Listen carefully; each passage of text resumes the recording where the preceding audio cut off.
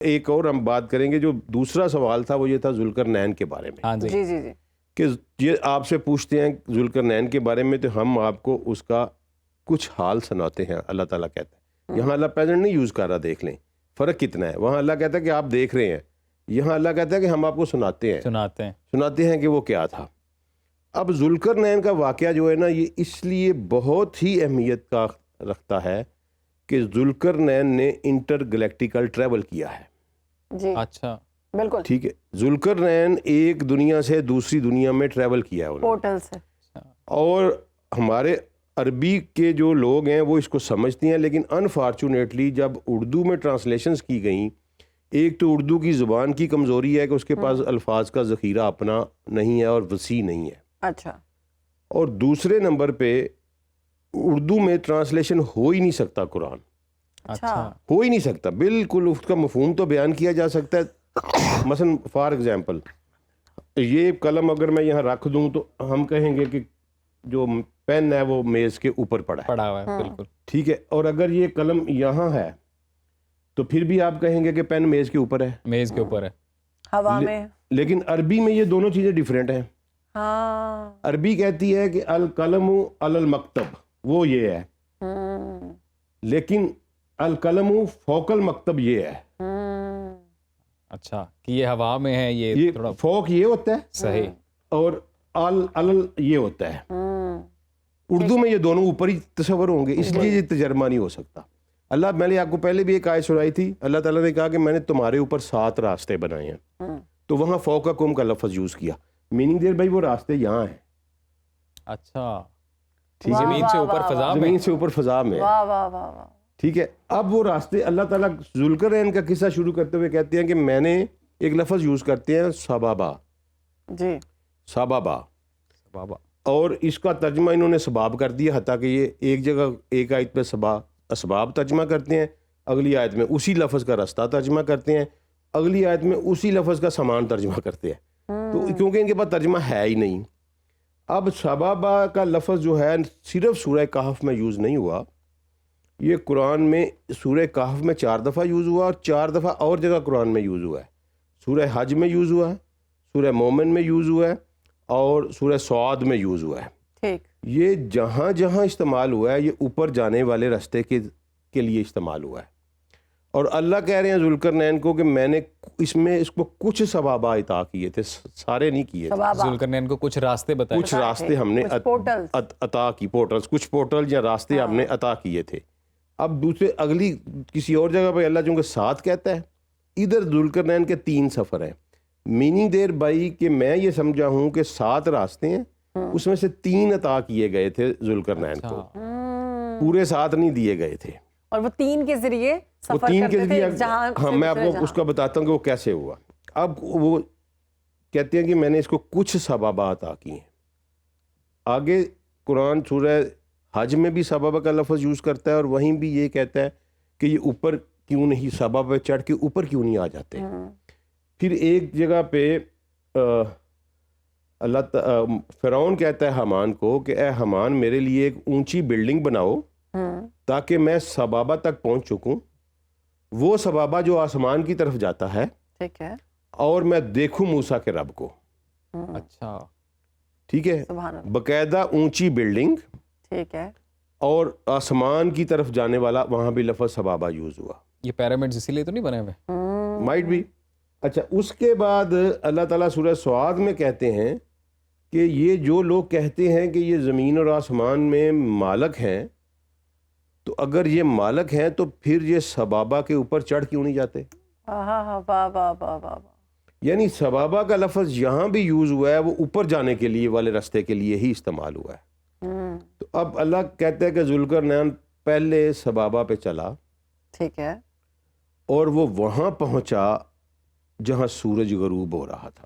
O portal کے ذریعے وہاں پر گئے جہاں پر سورج غروب ہو رہا. اس سبابہ پہ وہ چڑھا، اس سبابہ کو آپ پورٹل کہہ لیں، وارم ہول کہہ لیں، جو مرضی کہہ لیں، بلیک ہول، لیکن قرآن اس کو سبابہ کہہ رہا ہے. تو اس ایک سبابہ کے اوپر چلا، اور پھر وہ وہاں پہنچا جہاں اس نے سورج کو ایک بلیک مڈی سٹرکچر میں غروب ہوتا ہوا پایا. اب ایک طرف اللہ کہتے ہیں کہ میں نے پوری دنیا کے اوپر حکمرانی دی تھی ذوالقرنین کو، تو اور وہ نبی تو نہیں تھے؟ واللہ عالم جی ہم نہیں کہہ سکتے، کیونکہ نبی صلی اللہ علیہ وسلم نے کنفرم نہیں کیا کہ وہ نبی تھے. تو اب اگر ان کی پوری دنیا پہ حکمرانی تھی تو سورج تو دنیا میں کہیں ڈوبتا ہی نہیں. ہاں جی، تو وہ کہاں پہ ڈوب رہا تھا؟ یہ تو ارتھ روٹیٹ کرتی رہتی ہے، ارتھ روٹیٹ کرتی رہتی ہے، سورج تو کہیں نہیں ڈوبتا. وہ کہیں اور نہ کہیں. ملکہ وکٹوریا کی 40% دنیا کے اوپر حکمرانی تھی، تو اسے پتہ چل گیا تھا کہ میری سلطنت میں سورج غروب نہیں ہوتا. یہ آج لیکن یہ کل بھی کی تو- بات ہے نا. عبدالسلام صاحب یہ بھی تو ایک حدیث ہے نا کہ زمین اور آسمان کے اندر ایک پانی ہے جی اور سورج وہاں پر غوطہ زن ہوتا ہے. اب وہ نہیں، وہ یہ ہے کہ ایک آسمان سے دوسرے آسمان کے درمیان پانی پانی ہے. ٹھیک ہے نا. اب یہ دیکھیں کہ سورج کہیں غروب ہو رہا ہے نا، تو کہاں غروب ہو رہا ہے؟ سٹار کہاں ڈائی کرتا ہے جا کے؟ بلیک ہول میں. بلیک ہول میں. ذوالقرنین اس بلیک ہول کے پاس پہنچا ہے یس. کہ جہاں اس نے پایا سورج کو ایک بلیک مڑی چیز میں ڈوبتا ہوا، اور وہاں جب پہنچا ہے تو وہاں اس نے ایک قوم پائی ہے. یہ تو عبدالسلام صاحب ابھی سائنٹسٹ بھی بولتے ہیں کہ یونیورس میں زیادہ تر black matter black matter exist کرتا ہے. ٹھیک ہے جی نا. ہاں. حمیہ کا لفظ یوز کیا اللہ نے، عینی حمیہ. ٹھیک ہے نا جی. یعنی یہاں آپ کہہ لیں کہ ایک چشمہ تھا، یا عین کا مطلب ہے آنکھ، آنکھ جیسی شیپ تھی اس کی. اچھا، ٹھیک ہے. تو آج وہ اگر بلیک ہول کی تصویر آپ دیکھیں، ایون یونیورس کی تصویر دیکھیں، تو وہ بھی آنکھ جیسی نظر آتی ہے. تو وہ وہاں پہنچا وہاں، اور مزے کی بات دیکھیں کہ وہاں اس کو ایک قوم پائی اس نے، وہاں زندگی تھی. اچھا. اور پھر اللہ وہاں کہتا ہے کہ ہم نے ذوالقرنین کو کہا کہ تو چاہے تو ان کو سزا دے، چاہے رحم کر. اب یہ بڑا عجیب واقعہ ہے. اللہ نے اپنے پیغمبروں کو بھی یہ اختیار نہیں دیا کہ چاہے تو سزا دے چاہے. اللہ وہ کہتا ہے کہ جو برے ہیں ان کو سزا ملے گی، جو اچھے ہیں ان کو جزا میں جزا ملے، انعام ملے گا. اللہ ذوالقرنین کو وہاں ڈسکریشن دے رہا ہے، جس کو چاہے جو چاہے سزا دے لے، چاہے وہ. ذوالقرنین کہتا ہے نہیں، ان کو دعوت دوں گا، جو اچھے کام کریں گے ان کو نہیں کچھ کہوں گا، جو برے ہوں گے ان کو سزا دوں گا. اب یہ اس کا ایک سبابہ کا سفر ہے. پھر اللہ کہتا ہے کہ ثم فاطمہ سبابہ، پھر وہ ایک اور سبابہ کے اوپر چلا، اور پھر پہنچا وہاں پہ جہاں سورج کو اس نے طلوع ہوتا ہوا پایا. اب یہ کہاں پہنچا؟ ایک وہ تو چلے بلیک ہول پہ چلا گیا، صحیح. یہ کہاں پہنچا؟ یہ نیبولا پہ پہنچا. اچھا، وہاں پہ شروع ہو رہا تھا، نیبولا پہ پہنچا نا، جہاں سے سٹار جنم لے رہے ہیں. جنم لے رہے ہیں. ٹھیک ہے. اور وہاں اللہ تعالیٰ کہتے ہیں کہ ایک قوم تھی، اور ہم نے سورج اور ان کے درمیان میں کوئی اوٹ نہیں بنائی تھی. اچھا. اس لفظ پہ، اس آیت پہ غور کریے گا کہ وہاں ایک قوم ملی، اور ہم نے سورج اور ان کے درمیان میں کوئی اوٹ نہیں بنائی تھی. میننگ دیر بائی کہ ان کی ایٹماسفیئر نہیں تھی، اوزون لیئر ان کے اوپر نہیں تھی. نہیں تھی. ٹھیک ہے نا. اور آگے اللہ زور دے کے کہتا ہے کذالک، ایسا ہی تھا. یعنی یہ نہ سمجھنا کہ یہ کیا بات میں کر رہا ہوں، ایسا ہی تھا. اور وہاں جو کچھ تھا وہ سارا مجھے پتہ بھی ہے اور میرے احاطے میں بھی ہے. وہ ایک ایسی عجیب و غریب دنیا تھی. عبداللہ بن عباس کی روایت ملتی ہے، روایتاً تھوڑی سی ضعیف ہے، لیکن قرآن کی اس نریشن میں فٹ بیٹھ رہی ہے کہ وہ ذوالقرنین جب وہاں پہنچا تو ایک مخلوق تھی جو دن کے وقت پانی کے اندر چلی جاتی تھی، واہ واہ واہ. اور رات کو باہر آ جاتی تھی. اچھا. یعنی اس لیے کہ دن کے وقت سورج اور ان کے درمیان میں کوئی اوٹ نہیں تھی. اور اب یہاں اللہ تعالیٰ پوری سائنس بیان کر رہا ہے کہ تمہاری جو زمین ہے اس کے اوپر میں نے سورج اور آپ کے درمیان میں بلینکٹس بنائے ہیں، اوزون کے ڈیفرنٹ لیئرز بنائی ہیں، جی ہاں. تاکہ آپ سورج کی جو ریڈیشن سے محفوظ رہ سکیں. اور وہاں اللہ کہتا ہے کہ میں نے نہیں بنایا تھا. یہ اللہ کا، یہ اس کا دوسرا سفر ہے.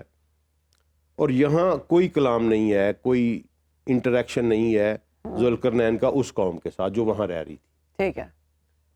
اب جب وہ تیسری، پھر اللہ کہتا ہے کہ وہ پھر ایک اور سبابہ پہ چلا، تیسرے پہ، اور پہنچا بین سدین. ٹھیک ہے، دو سدین کے درمیان وہ پہنچا.